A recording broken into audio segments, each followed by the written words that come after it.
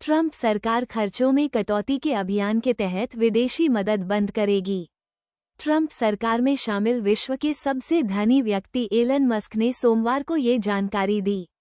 इस बीच ट्रंप ने विदेश मंत्री मार्को रूबियो को यूएसएड का कार्यवाहक निदेशक नियुक्त किया है। यह एजेंसी विदेश विभाग के अंतर्गत कर दी गई है। अमेरिकी विदेशी सहायता की समीक्षा करने का निर्देश दिया था। अमेरिका के राष्ट्रपति डोनाल्ड ट्रंप की ओर से विदेशी मदद पर फैसले के चलते सहायता और विकास के क्षेत्र में काम करने वाली संस्थाओं में हड़कंप मच गया है। ट्रंप के कदम से गंभीर वित्तीय संकट खड़ा होने से सैकड़ों ठेकेदारों ने स्टाफ को निकालना शुरू कर दिया है। इनमें से कई ठेकेदारों का पहले से ही करोड़ों डॉलर का बकाया है। विदेश मंत्री यूएसएड का कार्यवाहक निदेशक ट्रंप सरकार खर्चों में कटौती के अभियान के तहत विदेशी मदद बंद करेगी। ट्रंप सरकार में शामिल विश्व के सबसे धनी व्यक्ति एलन मस्क ने सोमवार को ये जानकारी दी। इस बीच ट्रंप ने विदेश मंत्री मार्को रूबियो को यूएसएड का कार्यवाहक निदेशक नियुक्त किया है। यह एजेंसी विदेश विभाग के अंतर्गत कर दी गई है।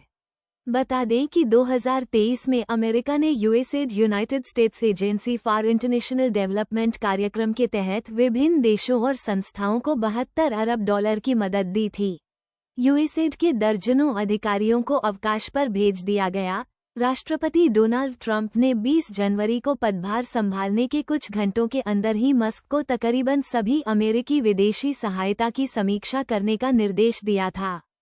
मस्क पहले ही यूएसएड को आपराधिक संगठन करार देने के साथ ही इस एजेंसी का आकार छोटा कर दिया था। ट्रंप के इस आदेश के बाद ही यूएसएड के दर्जनों अधिकारियों को अवकाश पर भेज दिया गया था। एजेंसी से जुड़े सैकड़ों ठेकेदारों को भी हटा दिया गया था। ट्रंप ने मस्क की अगुवाई में सरकार का आकार कम करने और खर्च कम करने के लिए सरकारी दक्षता विभाग बनाया है। ठेकेदारों पर आया संकट, लोगों को नौकरी ने निकाला। यूएसएड के लिए वर्षों से काम करने वाले ठेकेदार स्टीव शमिदा ने अपने कर्मचारियों को निकालना शुरू कर दिया है। वो रेजोनेंस कंपनी के सह संस्थापक हैं, जो नवाचार और मत्स्य संरक्षण जैसे क्षेत्रों में काम करती है। जबकि जिन ठेकेदारों को हटाया गया है, उनमें रोज जुलीगा भी शामिल हैं। वो राष्ट्रपति की मलेरिया पहल के लिए काम कर चुकी हैं। उन्होंने कहा, यह न केवल मेरी नौकरी जाने को लेकर निजी चिंता है बल्कि वैश्विक स्वास्थ्य को भी लेकर चिंता है। जबकि व्हाइट हाउस की प्रेस सचिव कैरोलिन लेविट ने यूएसएड की आलोचना की और इसके खर्च को बेकार करार दिया है।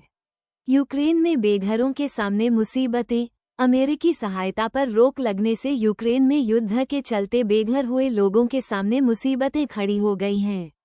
पूर्वी यूक्रेन के पावलोग्राड में सैकड़ों लोगों ने एक कॉन्सर्ट हॉल में शरण ली है। इस आश्रय स्थल को चलाने में प्रति माह $7,000 का खर्च आता है और इसका 60% खर्च यूक्रेन की मदद के लिए भेजे गए अमेरिकी फंड से पूरा किया जाता है। रूस के साथ लगभग 3 साल से चल रहे युद्ध के कारण यूक्रेन में बड़ी संख्या में लोग बेघर हो चुके हैं।